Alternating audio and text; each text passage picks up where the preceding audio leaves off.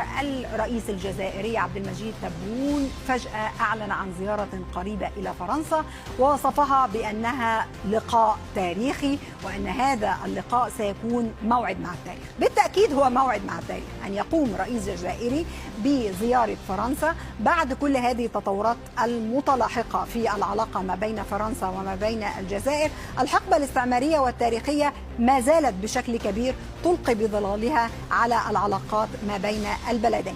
هناك مشاكل عالقة، هناك حالة من التوترات في التصريحات السياسية الجزائرية على مدار الفترة الماضية.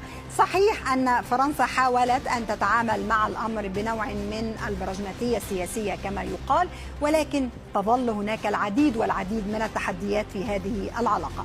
أبرز هذه التحديات تتعلق بقضايا بعينها.